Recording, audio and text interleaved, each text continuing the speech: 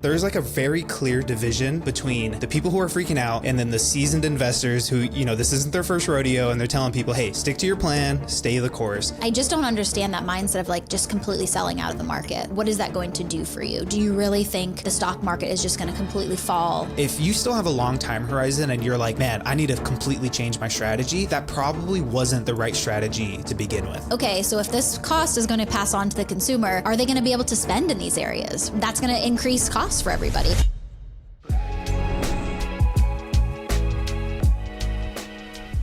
Trillions of dollars have been wiped from the market, economists are warning of our next recession, and President Trump's tariffs have the world on edge. But the real question is, why do people think this time is different, and what can you actually be doing about it? Welcome back to the show, everyone. Lauren and I are back for our weekly episode where we talk all things money, from getting out of debt, budgeting, investing, and all the other crazy things going on in the world of finance. Lauren, to say that people have been absolutely losing it over the past week would probably be an understatement. Literally every other post I'm seeing online is of people saying how they're selling off their investments or the next recession's like right around the corner. And I think the real interesting part is there's like a very clear division between the people who are freaking out and then the seasoned investors who, this isn't their first rodeo and they're telling people, hey, stick to your plan, stay the course. But there was one post in particular that I wanted to get your thoughts on. And, this person was talking about how over the last week, they've lost like half their gains in the market. And they were asking like, hey, should I be selling off my investments and then just buy back in when things calm down a little bit? And, they were so certain that this time was going to be drastically different from all the other times that the market has dipped significantly. And the real funny part is that someone commented back and they were like, hey, I just looked through all these old Reddit posts from the 2008 financial crisis. Everyone was asking the exact same questions, making the same exact claims that time was going to be drastically different. And so question for you, and this is an impossible question, but is this time really going to be different? And if so, how are you changing your investing or your money strategy moving forward? Yeah, great question. And obviously nobody knows the answer to this, just like every other time this happened, nobody knows the answer. I don't know, obviously. But what I can say is that, I think every single time something happens, like we're never certain of it. Like the .com, what is it called? The .com boom. Is that what is it called? .com boom? The .com bubble? Bubble. Wasn't it the housing bubble though? Or is it two bubbles? Oh, that was 2008. Yeah, the housing bubble. Yeah, so two bubbles there. .com, housing, and then COVID. Like obviously those things were super uncertain. So why would we think that tariffs are now like super different from those other things? Like obviously COVID was like extremely different than anything we've ever been through, but like, I don't know. Personally, for me, I just understand that these things are going to happen. Yeah, it was jarring. I will say I shouldn't have looked, but I looked at my investment account and I was very shocked to see how much it had fallen. I had worked so hard to build it up and now it's down. But obviously I know like for the long term, like I'm going to stay with what I'm doing. I personally am not changing my strategy at this point. I feel comfortable with where I'm at. I have a long time to go until retirement. So I'm going to continue dollar cost averaging every single month, exactly what I've been doing for the past however many years I've been doing it. What about you, Nick? Are you changing anything? No, quick answer. No, there's a few things that I'm like, all right, making little tweaks here just to prepare for, the level of uncertainty coming. But it was funny. I remember you messaged me and you were like, I should not have looked at my Fidelity account. And I was like, yeah, big mistake. Yeah. But no, I think if you have been following a plan that you felt good at, like you're either following the plan that you're on, you're either following it because it's like trendy. You heard someone talk about it online. You're like, oh, that sounds really good. And I'm following it. Now you're probably really uncertain. You're probably freaking out a little bit, or you're following your plan because like you really believe in the plan. If that's dollar cost averaging over the course of 30 years until you hit retirement age, like what's happening now, like it's fair to say like it's probably freaking you out too, but it shouldn't make any major changes to your financial plan. Yeah. But I would say like the only areas that are changing, like I would say like I'm trying to cut back a little bit on like discretionary spending, the non-essentials, just trying to save up a little more cash. But that's not like out of the ordinary for me either. It's not like I'm a big spender or my wife and I like to do all these crazy expensive things. Like we're pretty frugal to begin with. But yeah, I think if your strategy has to wildly change now, and this answer is going to be different if you are like a year or two away from retirement age, right? Yeah. That's a completely different story. But if you still have a long time horizon and you're like, man, I need to completely change my strategy, like that probably wasn't the right strategy to begin with, you know?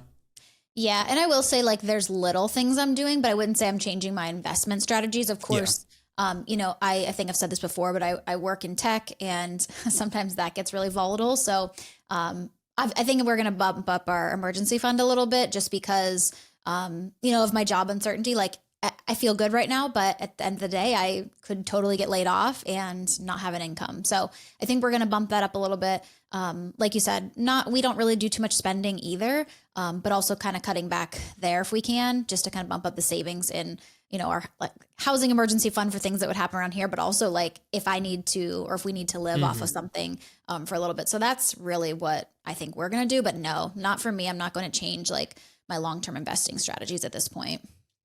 Yeah, that's exactly where we're at. Like for us, it's like, hey, if the market were to dip for 5 years, that would suck. And it would mainly suck because I like to look at my investment account every morning. I check the stock market and it's just like, it feels, you know, everyone feels like a genius when the market's up and you feel like an idiot when the market's down. Yeah, right. Other than that though, like things aren't really changing. You know, like you said, like we're padding up our emergency fund a little bit. We're, you know, hopefully getting into a home soon. So making sure we have enough money to like sustain us through repairs, or if either one of us were to like, you know, not be able to bring in an income, you know, so things like that. But that's, again, it's not out of the ordinary for that to happen.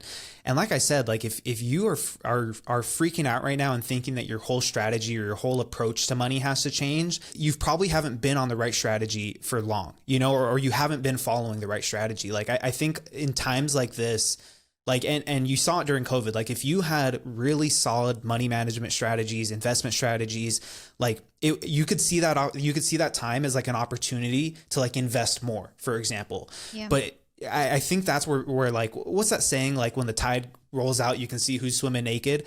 Like it times of uncertainty, when things get a little hectic or a little crazy, like if you haven't been following good money management strategies, that's when I think the pressure is on to want to make a change. And it's, like I said, it's never too late for people, but the moment you realize that, like, that's when you really got to take action. Yeah. And so why do you think, like, when stuff like this happens, like people take drastic measures and like sell out of the market? Like, why is that?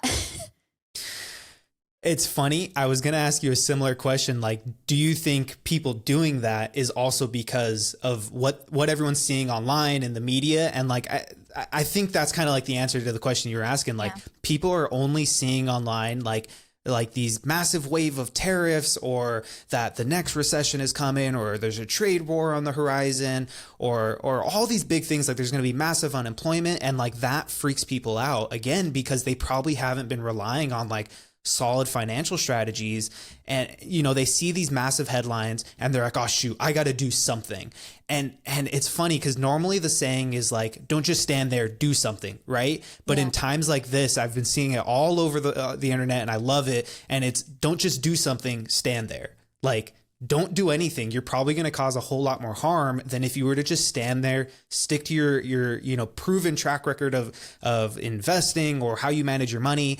And as long as you can just keep up with that, like, you're probably going to be all right on the other end of it. Yeah. And I feel like people, like you said, they see all these headlines, you know, out there. It's super scary. But I just don't understand that mindset of like just completely selling out of the market. Like, what is that going to do for you? Do you really think like the stock market is just going to completely fall and like stocks are going to be like at zero? Like, I guess I just don't understand that mindset of it.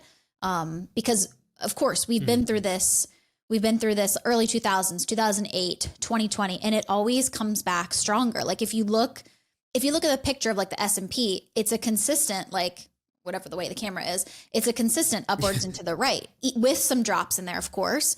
But do we think that there's always going to be like a bull run the whole way? You know what I mean? Like, I guess I don't understand the mindset of like completely dropping out of the market there. Like when people take those drastic measures, I'm like, you only lost because you sold out. You know, you're down. I'm down. Of course, I'm down a lot. I don't like it, but I'm like, I haven't lost anything because I haven't sold at the bottom. Right. I don't know. Yeah, I mean, that's the thing too. When people are like, oh, my investment account got cut in half, I'm losing tons of money. It's like, if you don't sell, you haven't lost anything. Yeah. You know, and my favorite analogy is like, if you go and buy a house for $500,000, and then someone comes up to you the next day and was like, hey, I'm going to buy it for $250,000 from you. Do you want to, do you want to take that? You'd be like, no, of course not. You know, Right. like I knew the value of this house when I bought it. And just because someone's coming and offering me a crazy price now, I don't actually lose money on that unless I sell it at that price. You know, and if you're looking at your investment account and it's down, the hope is you have a long enough horizon until you hit retirement age. Or if you're at retirement age or a few years out from it, you've played like you're investing the right way to where you have other pools of money you can pull from, right? Like you have cash reserves. Some of your money is tied up in bonds. Like it's not all just in like regular, like S&P 500 investments or total international stock investments. Like you have enough different pools of money that you can pull from. And the point of doing that is for times like this, where if your timing just, and it's no one's fault, right? Like if the timing is bad for when you retired and now you have these different pools, like you're in a much better position than if you only relied on like one pool of money and now that's taken a huge hit. But yeah, like when people sell off in hopes of like minimizing their losses, I'm like, if you had just waited a year or 2 years, and like COVID's a perfect example. That was probably one of the quickest rebounds. Like I'm pretty sure it was all within the same year that it rebounded to the same exact level. And it's like, dude, if you sold off as it was tanking down versus if you had just waited 6 months, like you would have been in completely different worlds, you know? And then there's other people who are like, hey, I'm going to keep my investments and I'm going to keep buying along the way. And they actually ended up coming out ahead, even when the market hit where it was before, you know, it started to tank. So I don't know. I don't get how people think that's a good idea. I think it's just all surrounded or shrouded in fear for them. Oh, absolutely. I mean, all you're seeing out there is just like constant articles about, well, I keep seeing like social media posts and they're only posting like the year to date, like what the S&P looks like. And it's just this sharp, like downward red curve, you know? And I'm like, okay, but then I went and pulled up like the 5-year and it's like very clearly like going upwards. And then there's dips, and obviously 2022, there was a dip. And then there's a dip right now. So I'm like, I just wish people would back out a little bit more and like take a bigger picture of it. Like, yes, this happens. And yeah, this is weird, you know, what's happening. And obviously the market is reacting to the tariffs, but we have to play the bigger, longer game here. And I think, you know, typically the market corrects within the next 5 years or so after. So I think we're probably going to be okay. Yeah. I mean, I always love saying when in doubt, zoom out. You know, like if you look over the last month, it looks like a bloodbath. If you look over the last year, you're like, man, all that work has been for nothing. If you look over 5 years, you're like, wow, if I've been investing for a long enough time, like this is a small road bump in the journey for hitting like where you want to be at when you hit retirement age. And if you keep investing now, you know, and I would say like, you got to have the right mindset when you're starting to invest. Like this has to be a long-term game for you. And if you're buying because you think it's a good idea, as opposed to buying because you truly believe in that asset or whatever it is, like you got to have the right mindset going into it. Because if you really believed in like the US economy and you're buying into the S&P 500, everything right now is just a discount, you know, what's happening now shouldn't change your belief in that asset that you're buying, you know, like, and like you said, if you have a long enough time horizon, if you can wait this out a couple years, and that's probably on like the bad side of things, right? If this takes 5 years to recover, like it's, you know, that's a pretty long time for something to recover. Whereas COVID was like 8 months or less, you know, less than a year. That was a pretty quick recovery, you know, but I would just encourage people, like, look up the data from it. There's been so many times where the market has crashed this heavily, and I wouldn't even call it a crash, where it's declined this heavily over the course of like 2 or 3 days. And you can see what's happened in the immediate aftermath, where like a month later, the numbers were looking better, you know, and you could even see now, like 2 days after when Trump first announced those tariffs, that for like 2 or 3 days, it declined like crazy. And then there was a huge spike up, you know? So like things are just changing so quickly, but I think, you know, you're better off just sticking to your plan than you are making some crazy decision based off, you know, what you're seeing in the news, you know? Yeah, for sure. Now, I know we've been talking a little bit about like what's been going on today, the tariff situation, all this stuff. And so we kind of want to dig into that a little bit more. But, you know, fair warning, this episode's probably going to be a little bit different from our past ones. We're going to go through a ton of different questions, kind of like rapid fire style, where we're going to be talking about what's going on today in the market, in the economy, with the tariffs, things that we're seeing, you know, what you should or shouldn't be doing with your money. And then towards the end of the episode, we're going to try to wrap it up with a nice bow of what we are doing with our money strategy, what we think people should be doing to prepare for just the uncertainty that's coming ahead. But why don't we jump into that first question? Yeah. So let's talk a little bit about why is the stock market dropping right now? I mean, if I had to guess, that's probably one of the most searched questions on Google right now. And you know, I've said it before, and I'll still believe this into the future. Like the stock market, it's more dictated by people's emotions, what they think is going to happen in the future, than it is about like, you know, if you see a company's stock drop, it's probably not because the company is performing poorly, but more so because you see some news about the company, people react poorly to that, they sell off. And that's exactly what I think is happening today. Now, like, are there legitimate concerns about what's been happening, you know, in the economy with what President Trump is doing? Yeah, absolutely. Right. Like there's all this talk of tariffs, trade wars, impending recession. That's getting people scared. And when people are scared, they act a little sporadically. They sell off. There's a high level of uncertainty, which the market just hates. You know, uncertainty always leads to volatility in the market. And that's exactly what I think is happening. You know, people are seeing the news. They're seeing, you know, Trump's announcement of all these new tariffs coming out, and they're expecting, like, their outlook for the future has now become so uncertain.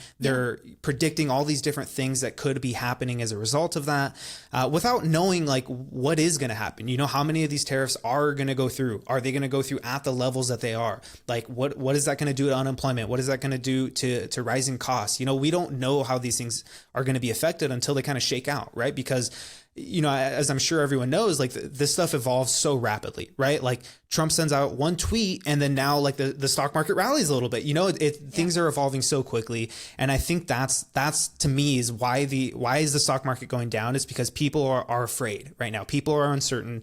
Like I'm pretty sure that most people know that like, hey, there's some uncertainty out there right now. And anyone who's holding stocks, like they're faced with that question: do I sell off now? Do I protect my investments and then I could just buy back in when things are at the bottom? The problem is no one knows where the bottom is. No one knows when things are going to calm down, right? And so that to me is like why the stock market is dropping. There's just so much uncertainty out there. Yeah, and I think to put it into words like third grader level for myself, it's more so like, so, you know, we're putting the tariffs out there. Obviously, we know that cost is going to be passed down to the consumer. Mm-hmm. So the investors are feeling like, okay, so if this cost is going to pass on to the consumer, you know, are they going to be able to spend in these areas? Right. Yeah. That's going to increase costs for everybody. So I think that's also a big reason why, you know, the stock market's dropping, because it's like you said, uncertainty. They don't know what this is going to do. Tariffs are, you know, it's going to be different to see like what happens to the cost of things. Like we've heard so many different things are going to go up, and what that's going to do to, you know, people's spending. So I think that's a third grade level of like what it looks like and why, you know, the stock market's dropping with all the uncertainty. But at any rate, let's jump into the next one. So let's explain a little bit about what are tariffs and why are Trump's announcements freaking everybody out?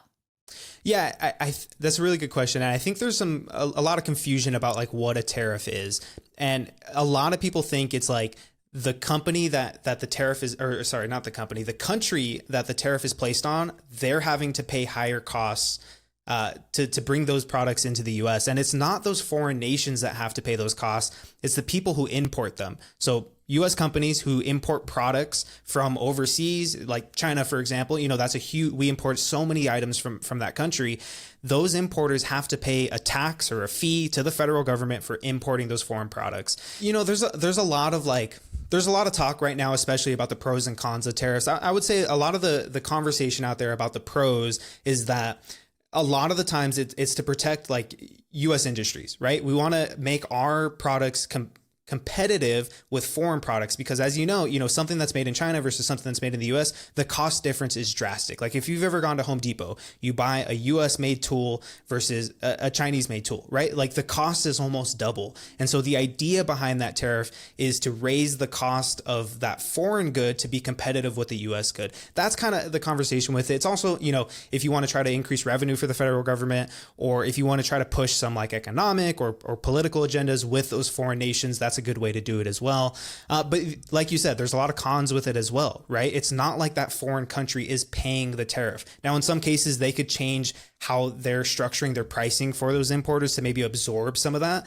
Chances of that happening, like it's not huge, right? When people have their profits, they're not going to suddenly take a dip in profits to alleviate some of that pain for the consumer. So in most cases, that cost is being paid by the importer. They're going to increase their cost for that product when they go to sell it. And then that's why you hear people say like, well, the tariff is really just a tax for consumers because consumers end up paying that added cost. So, like I said before, it's a really quickly evolving situation to where we just don't know how it's going to fully unfold, right? Things like you've seen over the past week, like how quickly things can change with here are the tariffs that are going to be applied to a country. And then that country now wants to renegotiate with the US. And then the numbers just change so drastically. So it's just so hard to say like what is going to be the long-term consequences of it. But we've also seen tariffs in the past before, right? We've seen it in Trump's first presidency, like the outcome of those tariffs. So, there's a lot of data out there, but this is also just a whole new level of tariffs than we've ever seen in the past. Yeah, Nick, follow-up question for you. So what is, I guess, like, explain like what the point of this is? Like if the costs are going to go up for consumers, why are we putting tariffs on things? I guess I'm still a little confused. Like, why would we even do this then if we know that the costs are going to go up and it's going to create like increased prices for us? Like, what is that? What's the point? I mean, I don't think anyone knows I don't think anyone can speak for the mind of Donald Trump, right? I think that mind's constantly evolving, what my best guess is that he's trying to push along like a political agenda for foreign countries, right? Like his whole argument is that that the US has been getting ripped off when we sell our products, that other countries are charging us tariffs, that they get to sell their products so cheaply in here. It's ruined US industries. Yeah. And so that I think that's part of the motivation is like he wants to his big thing is getting the best deal. Right. Yeah. And I think a lot of this comes from the stance of wanting to negotiate with these other countries. And so you put out this shocking news like, hey, we're going to lay out all these tariffs for these other countries. I would guess that most of those countries are going to want to renegotiate. A good handful of those countries, though, are going to just retaliate with their own tariffs. So it's a wild cycle. And it's not until you go back and forth a few times that things actually shake out to what they will be. I would guess that's probably his biggest motivation because he ran on the platform that prices are terrible, under the last administration, that the economy was doing poorly. And so his whole thing was like, we want to make things cheap again for Americans. And so it does seem kind of counterintuitive, like tariffs we know are probably going to get passed on to consumers. That's why I think it's the big play is it being like a bargaining chip. But, I don't know. I could be wrong. Like it could be that he wants to tank the economy or for whatever, there's so many different reasons that or ways that these tariffs could shake out. And we just don't know like the true motivation behind it, I guess. Yeah. And I'm guessing we won't for a while till we see some of these things sort of shake out. Yeah. And I think like the biggest concern when people are seeing these tariffs, of course, is like the increased cost to consumers. But I think when economists are looking at this too, they're also looking at like the trade wars. Like what I was talking about is now all these foreign countries are going to want to put their own retaliatory tariffs on the US. And so it's going to be a whole thing. And that was something that happened in Trump's first presidency. Like the trade war was a huge conversation. And then that, with tariffs, there's just going to be a slowdown in global trade as well. And that's a lot of what's factoring into these economists' predictions about the impending recession, or that's also why the stock market, I think, is reacting negatively because, again, we don't know what's going to happen. That level of uncertainty just creates so much volatility because people don't know how to react to it, and people like to take what feels good now, which is let me just lock in where I'm at now, even though I've lost a little bit of money instead of losing even more, even though, we've talked about that. You don't lose until you sell. So. Right. Well, I guess that leads into the next question then.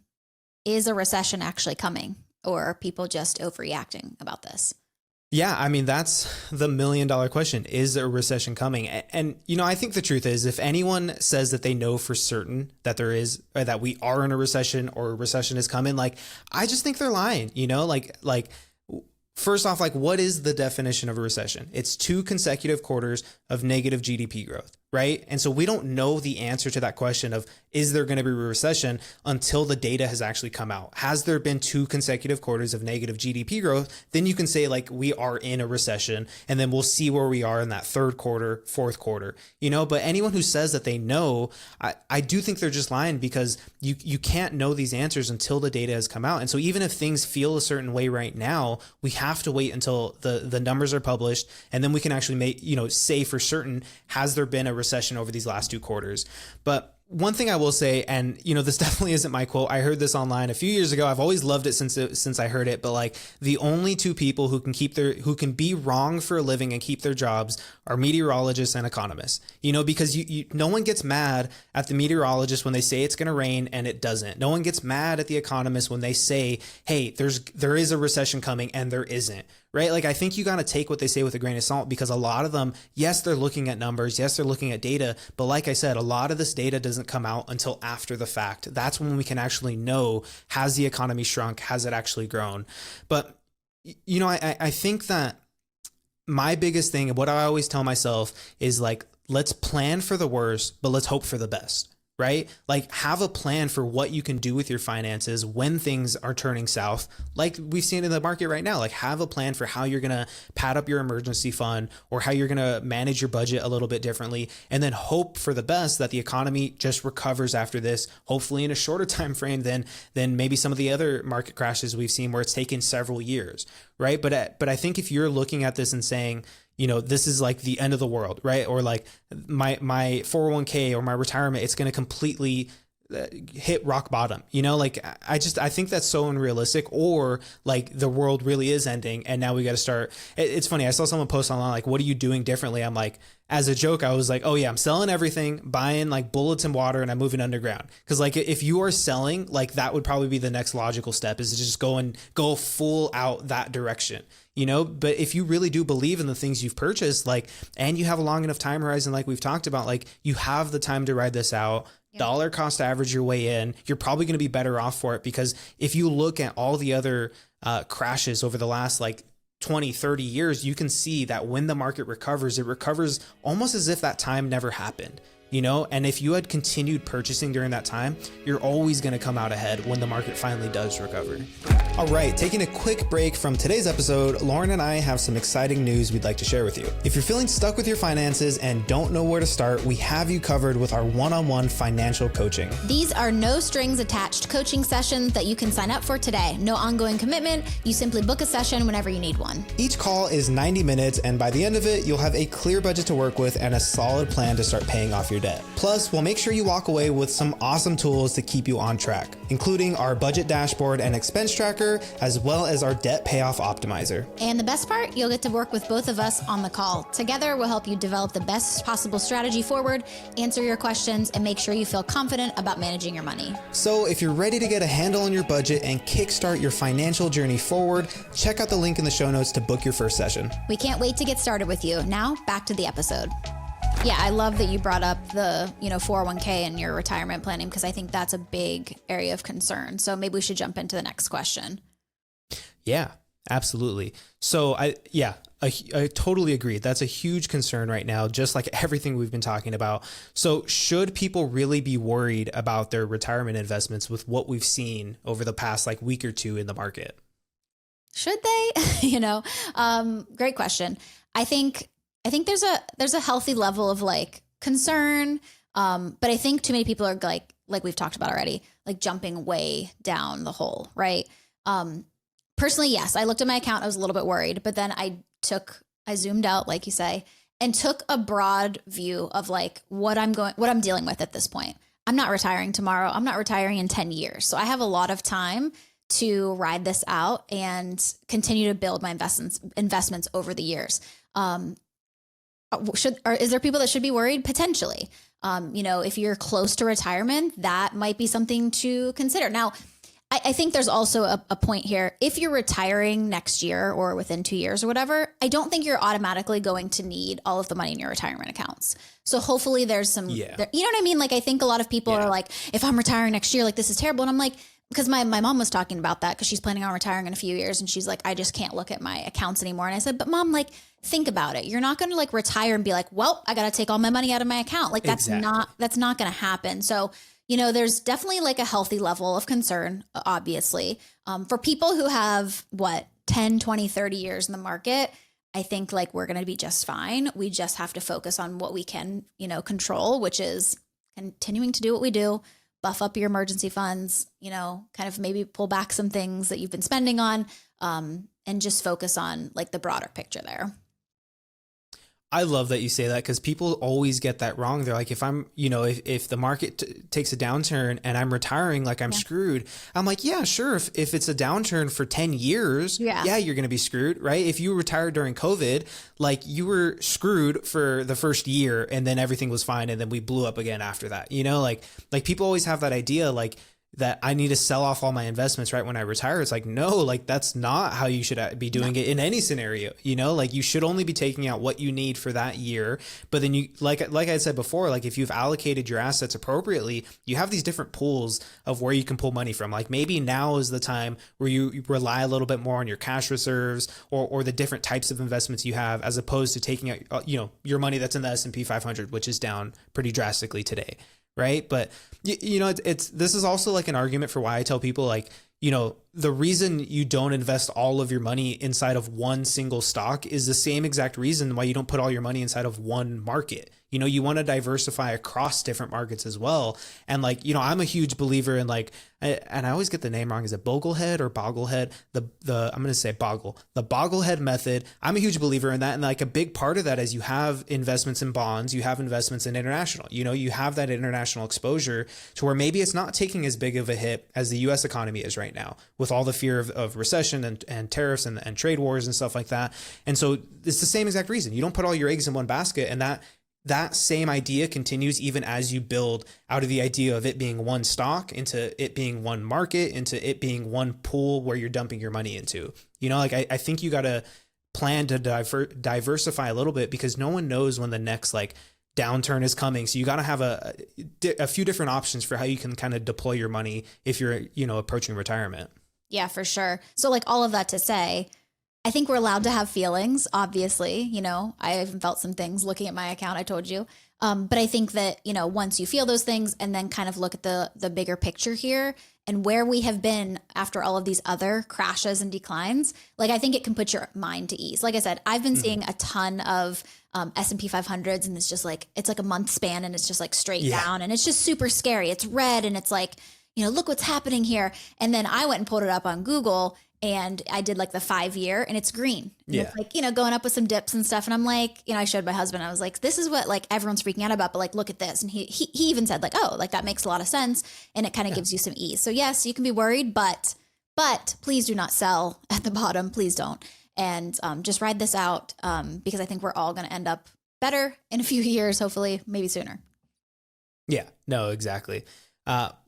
But I think that leads perfectly into the next question, which is asking, should I stop investing until the market settles? Or like on the flip side of that, should I be investing even more now? Like where do you sit with that?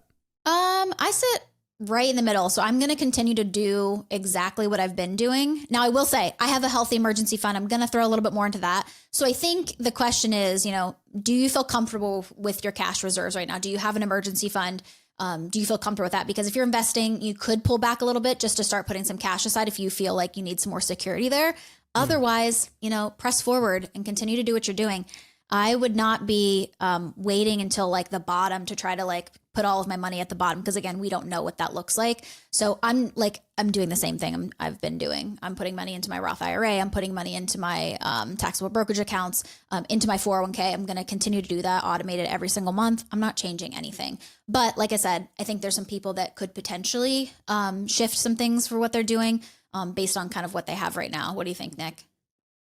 No, I think you said it perfectly. Like if you're decreasing how much you're investing right now, the only justification in my mind is because I want to pad up my cash reserves. Cool. That's okay. But if you're just like, I don't want to invest right now, like, and it's purely out of fear, like I do think you're making the wrong decision. Now, on the flip side of that, should I be investing more? Like I'm a huge believer that like you can't time the market. No. With that said, I always do like to like, like if I was going to put $500 into my brokerage account, maybe $100 of that I'm going to keep in cash in that brokerage account for what I think are buying opportunities in the future, which this to me was a buying opportunity. So when I saw the market starting to go down, I waited a little bit. I was like, all right, is this going to continue going down? Is it going to rebound real quickly? And I was like, you know what? I'm happy at this price that it is right now. This is the price that I'm seeing now is as if I was buying like 10 months ago. I would have loved to invest more 10 months ago. So I put more money in, you know, but that's not changing my overall strategy. That's kind of just like a little side piece going on to where,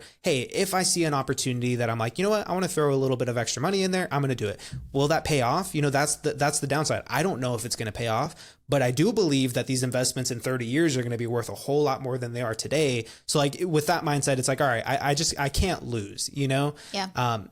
You know, so to me, it's like, you got to have a long enough time horizon. Like if you're looking to make a quick buck in the market, even in times where it's not like what's been happening over the last 2 weeks, like you're more than likely going to lose than you are going to come out ahead. But if you have such a long time horizon, like you can afford to have downturns in the market, which there's probably going to be a few more before, you know, you and I hit retirement age, right?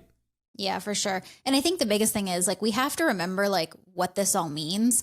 Like if let's say the market, like I think people get nervous that like the market's never going to come back. And it's like, okay, so those top 500 companies in the US that make up the S&P 500, like you would have to bank on them not growing. You know what I mean? And then I think that's a bigger issue that we would have on our hands, you know, as far as the economy goes. But so I personally am just going to keep investing because I do believe in those companies and I think they're going to continue to grow. And I think we're going to be in a much different spot in a few years. 100%. All right, let's move into the next one. So if someone is planning to buy a home soon, do you think that they should wait or should they move forward? Yeah, this is a great question. And, you know, I lean into what you said a little bit, like they're feeling anxious about everything. I lean in a lot to the feelings that we have about something. So if buying a home is making you nervous and, you know, you're feeling uncomfortable with like your situation, let's say you have a more volatile job or you don't feel like you have enough money saved for emergency fund or whatever, and you're not like tied into like you're not going to lose your earnest money or anything unless it's like a small amount and you don't care. Like, you know, there's things to consider there. You know, again, we don't know. Nobody really knows what the future is going to look like. Should you put this on hold? I don't know. But I feel like if you like think deep about what your thoughts are on it and like how you're feeling about it, I think you'll know the right answer. I always say that I think we know what we want when we ask the question.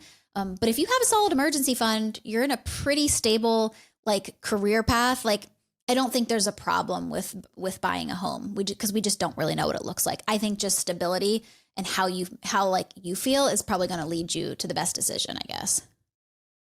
Yeah, 100%. I think if a month ago, before all this news is out there, if you felt like you were financially ready to buy a home, I would say like you're probably still financially ready to do it now. And to me, that meant, you know, you had a solid down payment. You could afford what that monthly cost was going to be inside of your budget. Yeah. You had a healthy emergency fund. You felt confident about like your source of income. Like if all those things are still true for you, like, I don't know, I would say move forward. And for my wife and I, like those are the things that are true for us. We're still moving forward with the home buying process. And to us, it's like we were ready, you know, over the last 6 months, we've been ready to do this. And things haven't changed drastically for us in how we're managing our finances the day to day to where it says like, hey, we should, you know, hold off. And in my mind, like chances are in 6 months or a year, like prices are going to be more expensive than they are today. That's my belief, you know? And so if I believe that, now is my best opportunity to buy if I'm ready to, which we feel like we are. So I don't know, as a word of encouragement for anyone who's looking like to buy a home, like if you felt ready a month ago and things haven't changed for you, like on paper today, like I would say continue exploring that idea of purchasing. Yeah. And I feel like this answer, if you're planning to buy a home, like, should you wait or move forward? I feel like our response is always like, are you financially prepared? Like, are you able to like cover something if something were to go bad? Like, that's just our response in general. So I feel like it doesn't really change for this, but yeah, I'm with you. If you were okay a month ago, like I would still move forward with it. Kind of like on your end, Nick, like, you know, we're also in the home buying process, but we're doing a new build, so we won't get it till next year. I am hopeful that like maybe interest rates will go down a little bit. We're locked in right now, but like it'll change because like we're not technically on a mortgage yet. So my hope is next year I emailed them and said like it'll go down. If it goes down, like we'll get that rate. And he said, yeah, like it'll just adjust like maybe 60 days before closing or whatever. And I was like, sweet. I really hope these go down a little bit because we just went from a 2.8 mortgage to now I think we're at like 6.6%, which is crazy. Oh yeah.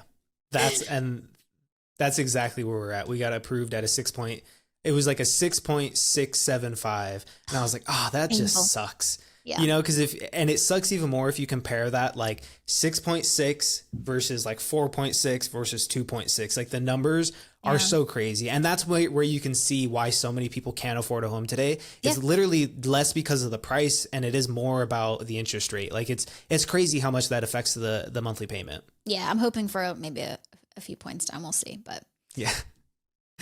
All right, why don't we jump into the next question? So if someone is feeling anxious about everything that's been going on in the stock market, in the economy, with the tariffs, what do you think is like the smartest thing that they can start doing with their money today? yeah, I think the biggest thing is don't make any like irrational decisions. I think that's what a lot of people do. We see it all the time. Like, and when things like this happen, they sell out, they do crazy things. I think we just need to breathe and like understand that it's okay to feel this way. It's okay to be a little anxious. Of course, all the media is feeding us all this stuff, and we aren't really sure what's going on. So I think the biggest thing is to just relax and then probably assess your situation. You know, if you need to reel back in your spending, we've already talked about this, reel back in your spending. I think that's what a lot of financial experts would say, like probably look at your expenses. Are there things that you can cut out? Can you boost up your emergency fund? If you don't have anything in savings, this is your time.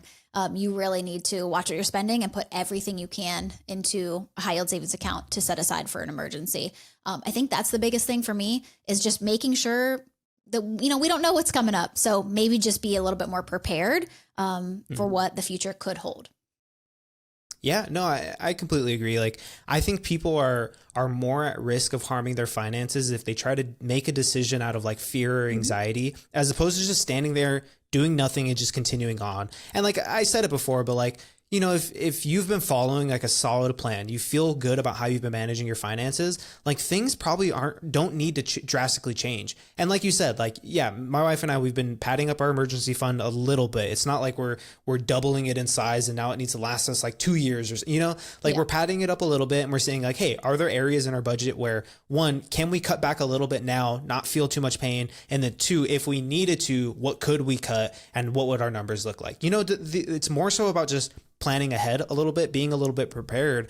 But yeah, I think if you're feeling anxious with all of what's going on, like one, I think you got to just turn off the news, you know, like until the numbers in front of you look different. Like, I don't think there's any need to take like a drastically change your action plan. You know, like I think too many people get stuck watching the news, believe everything that's being said, and then they change their whole plan. And it's like, you probably would have been fine if you just stuck to your plan, stuck to your guns and just held steady. Yeah, for sure. And I think, you know, I think this time is usually a wake up call for people who haven't been doing this with their money. So, you know, I think, like I said before, I think the biggest thing is, and what a lot of financial people are talking about is, you know, not carrying high interest credit card debt, which I know a lot of people are, because those interest rates could start to tick up, which just creates a bigger issue. Decreasing your spending and then buffering yourself with an emergency fund, just because we don't know what's happening in the long term, which I think would help you feel less anxious if you had some sort of money to fall back on. Just a thought there. No, I'm so glad you said that, because I saw another question online where someone was like, you know, with the talks of a recession coming, should I continue my debt payoff journey, try to get my debt paid off, or should I pause it, you know, make the minimum payments, of course, and then pad up my emergency fund? And like the very first reply, which had like a ton of likes on it, was like, man, if there's a recession, being debt free is a huge bonus. Yeah. I'm like, that's exactly right. Like, I don't think your plan needs to drastically change yet. You know, if things evolve a little bit more rapidly, or if we see drastic changes in how much things are costing or whatever it is, you know, then there's an argument for, you know, course correcting. And that's very different than changing your entire plan, course correcting a little bit. Yeah. But I think if you're in that position, like paying off debt, building up an emergency fund, starting to invest, like it's the same plan. You know, I think if you follow it in that order, like you're going to come out on top. Yeah. Now, when I was going through my debt-free journey, the tail end of it was into COVID. And so that's whenever I was finishing paying off my student loans. And that's whenever the interest was 0%, which was like a gift from God for me to like finish my debt-free journey. Cause it did take a few months off because I wasn't paying as much interest. But what I did, because you didn't have to make payments during that time, and there was some talks of like forgiveness, I was actually taking the money that I was paying towards all those debts and I was putting it in a savings account for a little bit, because COVID was so I wasn't sure if I was going to get laid off. Like I was working from home, like still working, but I wasn't sure. So I was taking all that money and just putting it in my savings account. Once like my job was like back to normal and like student loans were kind of like, I was like, I don't think this is going to happen. I did go ahead and just take that money and then pay it towards my debt. So I think there's a way you could do that too. But I wouldn't like be spending that money on something else. But if you want to kind of pad up your emergency fund or just pad your savings a little bit while we work through the next few months, I don't think there's a problem with that either. That's exactly how my wife approached paying off her debt during COVID. Cause like there was no interest. She didn't know any monthly payments. She was just stockpiling cash. And then when we started to get close to those, the dates when they were like, oh, payments are going to resume, that got kicked out a few times. But when we got close to that, she was like, all right, I'm just going to throw all this money in there. And like, in the meantime, it just made sense for her to hold on to cash in case something happened. But once she threw a whole bunch of money on it, it's like, oh man, like she really felt like she took advantage of that. And like in contrast, like I remember hearing other people saying like, oh yeah, I'm really trying to take advantage of like zero interest, no student loan payments. I'm like, oh, awesome. Like in my mind, I was like, cool. That means like you're paying it off or paying extra and like really taking advantage of it. And they're like, yeah, so, we've been using that extra money to do these other things. And I'm like, oh, okay, cool. Good. Good for you guys. That's just not what it meant in my mind to like take advantage of it. But it's funny because that's exactly the same way she did it. Yeah. You're like, wait a second. I thought you were taking advantage of the zero. Yeah. I was taking advantage of it. Like I said, it helped me pay off debt a few months early, but let's jump into the next question here. And this is more only at the emotional side of things, which I think is a huge factor in all of this. So why do people always panic in moments like this? And how can you avoid making emotional money decisions? Oh, it's such a good question. Cause I feel like people have like short-term memory loss when it comes to things like this. Like when there's negativity in the news, which to be fair, there's always going to be negativity in the news, but like when it has to do with your money or how expensive things are going to be or your ability to retire or buy a home or whatever it is, people forget like all the things that have happened in the past. All they see is now. Like the economy sucks now. People are saying there's a recession now. Like the market is going down now, or the tariffs are happening. All they see is that. And so they only react to what has been happening now, as opposed to saying, all right, this is how things have played out in the past. Now, of course, like history isn't going to determine the future, but it does give you a pretty good insight into saying like, all right, all those times people were feeling the exact same ways. What happened to the people who stuck to their guns, who wrote it out? And what happened to the people who decided to panic sell or who made irrational decisions based out of fear? Like you can literally see the results of those. And that I think can help you make the better choice of like, do I panic in this moment and do I make the wrong decision because I'm afraid, or do I just stick it out, Yeah. And I talk about this all the time, how money decisions are so emotional, but I also think it's because like we hear something, we just immediately react to it. I am a big like fan of just like separating yourself from that situation, whatever it is. When something happens, like any type of situation that creates some sort of emotion in you, whether it's like, getting in a fight with somebody or whatever, a couple of days down the road, you're like way less like you're not worked up about it anymore. You're much more chill about it. So I think you just need to like separate yourself a little bit from it. So like when we saw that, I remember when I first saw the like the down dive of the stock, and I was like, oh my gosh, that first day. Yeah, you're like, oh my gosh, what's happening? Like the people that are reacting in that exact moment, those are the ones who are going to make an emotional decision. And it's like, let's just think this through and let's take some days to think about it, days, weeks, months, whatever we need, and then make a decision about what we want to do. I don't think making a decision on your retirement account after like a day or two of the market going down is a good decision. But like I said, I always lean into taking some time, breathing, thinking about like the bigger picture here and looking at data from other events just like this, whether that's the 2000, 2008, 2020, 22, whatever, and looking and seeing like, what did those people do? And should I follow that same suit? Who was most protected during that time? Was it the people who were selling their stocks, or was it the people who were just like kind of going with the flow and kind of building up their savings and kind of reducing their spending and stuff? And I think the answer will be there.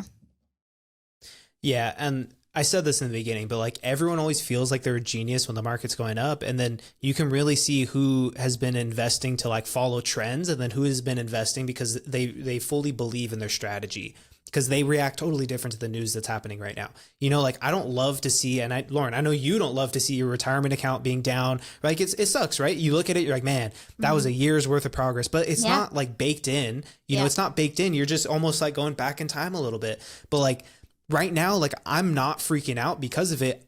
It's more entertaining for me to see everyone else's reaction than it is for me to like sit here and be like, oh man, like I got to start changing my plans. It's like, no, like I know what I've been doing has worked for years. And so why would I change that now? You know, if I did all those things to set myself up 4 times like now, like that's the perfect reason to continue doing that. You know, like I think you can see who has been following the good who has been following a strategy that they believe in versus people who have just been trying to make these like fancy moves with their finances that don't hold up in times like this. So the day traders are not very happy right now is what you're saying?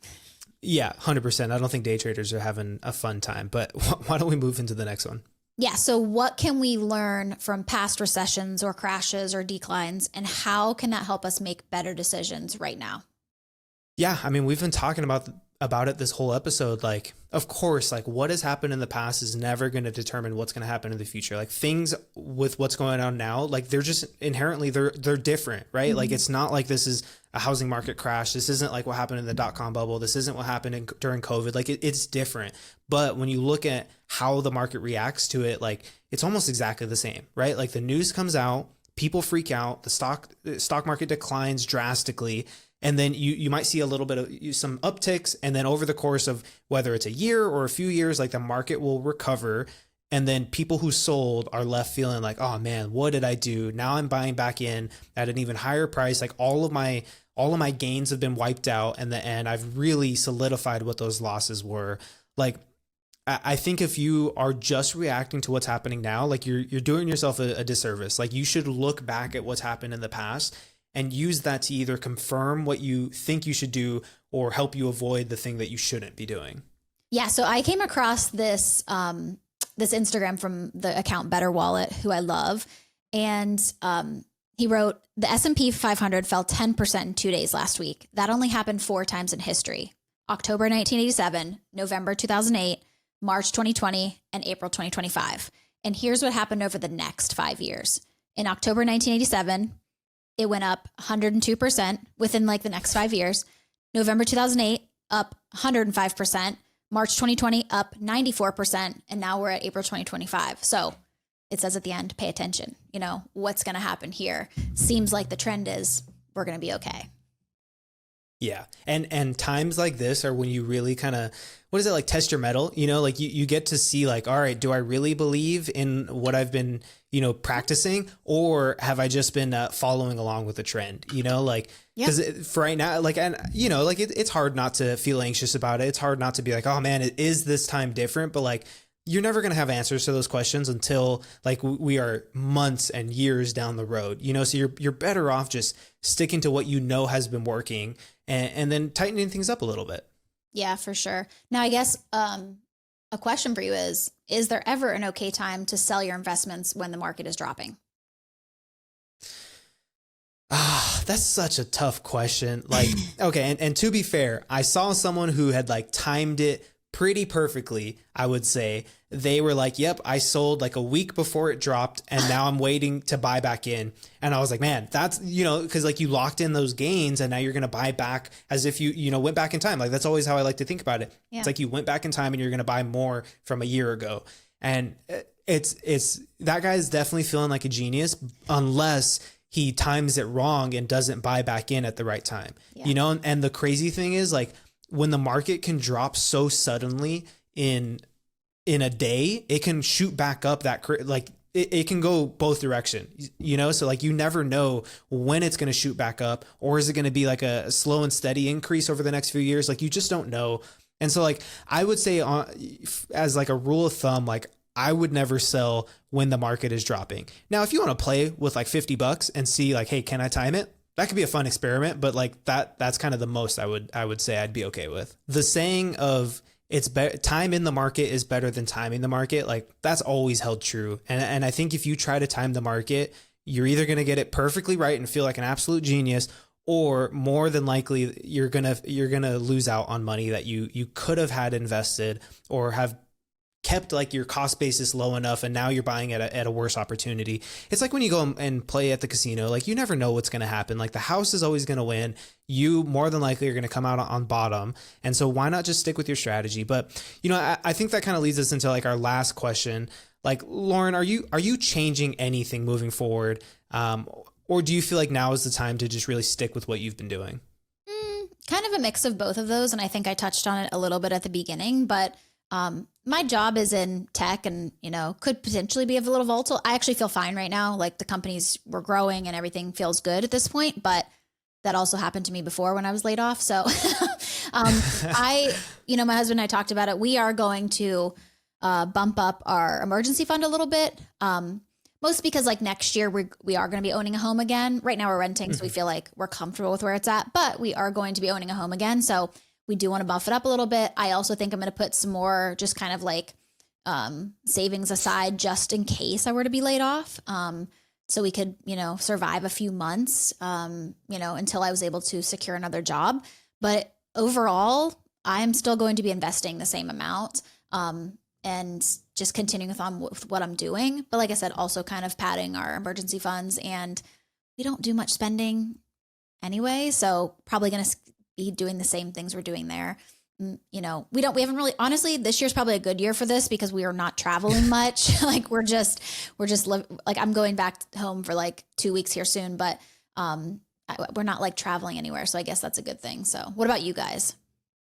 No, I mean, we're doing almost exactly the same thing. Like we are in the process of purchasing a home. So like, all right, let's bump up that emergency fund, and we were going to do that before the market started dropping. Cause we were like, okay, owning a home is different than renting, you have to pay for everything. And so you might as well have a little bit more money set aside.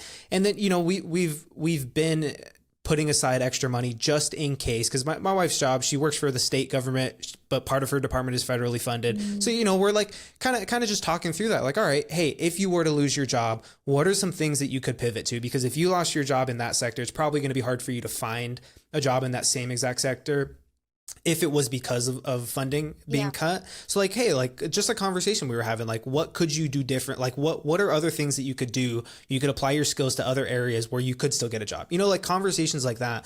But no, in terms of investing or even like how we're managing our money, things aren't wildly different. And we are not big spenders either. Like if I'm not working, I'm either like at the gym, and if I'm not at the gym, like we're hanging out like in the living room, doing puzzles or watching TV or something, or making dinner or whatever it is, like we are not big spenders. And that's absolutely a blessing in a time like this. But yeah, in terms of our investment strategy, we're absolutely not lowering it. If anything, I'm trying to find ways like, can we even increase how much we're investing right now? Because I think it's going to be a great opportunity, even if it doesn't pay off for 5 years down the road or 10 years down the road, right? Like it still seems like a good opportunity to me. But yeah, no, nothing's changing for us. By far, I would say nothing's really changing for us. All right, that wraps up today's episode. And as always, one simple ask: if you found any value, if you got a good laugh out of today's episode, consider subscribing and share this with a friend. That's going to be the best way you can help us grow. Yeah, and if you want to have your money question answered on the show, you can visit our website, justanothermoneypodcast.com, and click the submit a question button. And don't forget to join us for another episode of Just Another Money Podcast.